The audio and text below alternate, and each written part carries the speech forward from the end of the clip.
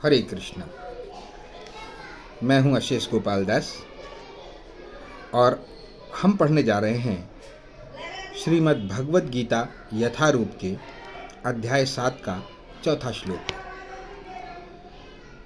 भूमिरापो वनलो वायुः खं मनो बुद्धिरेव च अहंकारम इति यं मे भिन्ना प्रकृतिरष्टधा।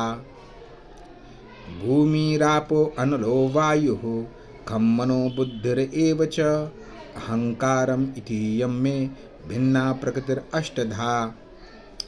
ओम अज्ञानतिमिरान्धस्य ज्ञानाञ्जनशलाकया चक्षुर्निमीलितं येन तस्मै श्रीगुरुवे नमः।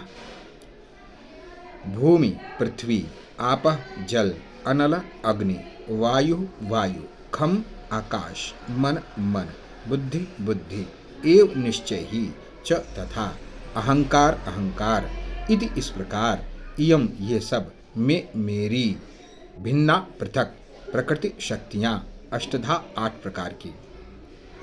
अर्थ: पृथ्वी, जल, अग्नि, वायु, आकाश, मन, बुद्धि तथा अहंकार, ये 8 प्रकार से विभक्त मेरी भिन्ना प्रकृतियां हैं।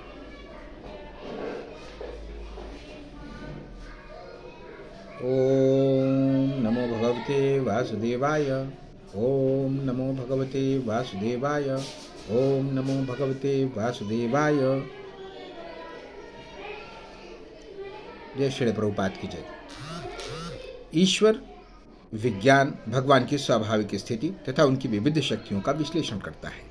भगवान के विविध पुरुष अवतारों की शक्ति को प्रकृति कहा जाता है, जैसा कि सात्वत तंत्र में उल्लेख मिलता है। विष्णोसु त्रीणि रूपाणि पुरुषाख्यान्यथो विदुः एकम तु महता सृष्ट द्वितीयम त्वंड संस्थितम तृतीयम सर्वभूतस्ततानि ज्ञात्वा विमुच्यते। सृष्टि के लिए भगवान कृष्ण का स्वांश 3 विष्णु का रूप धारण करता है। पहले महाविष्णु, जो संपूर्ण भौतिक शक्ति महातत्व को उत्पन्न करते हैं। द्वितीय गर्भोदकशाही विष्णु, जो समस्त ब्रह्मांडों में प्रविष्ट होकर उनमें विविधता उत्पन्न करते हैं। तृतीय क्षीरोदकशाही विष्णु, जो समस्त ब्रह्मांडों में सर्वव्यापी परमात्मा के रूप में फैले हुए हैं और परमात्मा कहलाते हैं। वे प्रत्येक परमाणु तक के भीतर उपस्थित हैं।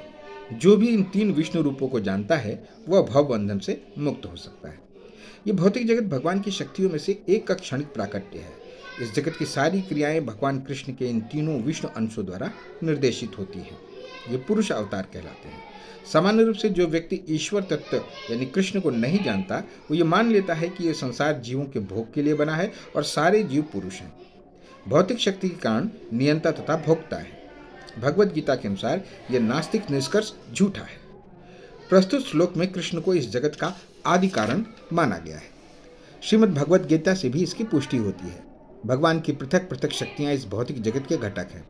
यहाँ तक कि निर्विशेषवादियों का चरम लक्ष्य ब्रह्मज्योति भी एक आध्यात्मिक शक्ति है जो परव्योम में प्रकट होती है। ब्रह्मज्योति में वैसी भिन्नताएं नहीं है जैसी कि वैकुंठ लोकों में है, फिर भी निर्विशेषवादी इस ब्रह्मज्योति को परम शाश्वत लक्ष्य स्वीकार करते हैं। परमात्मा की अभिव्यक्ति भी क्षीरोदकशाही विष्णु का एक क्षणिक सर्वव्यापी पक्ष है। आध्यात्मिक जगत में परमात्मा की अभिव्यक्ति शाश्वत नहीं होती। अतः यथार्थ परम सत्य तो श्री भगवान कृष्ण है। वे पूर्ण शक्तिमान पुरुष हैं और उनकी नाना प्रकार की भिन्ना तथा अंतरंगा शक्तियां होती हैं। जैसा कि कहा जा चुका है कि भौतिक शक्ति 8 प्रधान रूपों में व्यक्त होती है। इसमें से प्रथम 5 पृथ्वी, जल, अग्नि, वायु तथा आकाश स्थूल हैं या विराट सृष्टियां कहलाती हैं। इनमें 5 इंद्रिय विषय जिनके नाम है शब्द, स्पर्श, रूप, रस तथा गंध सम्मिलित रहते हैं।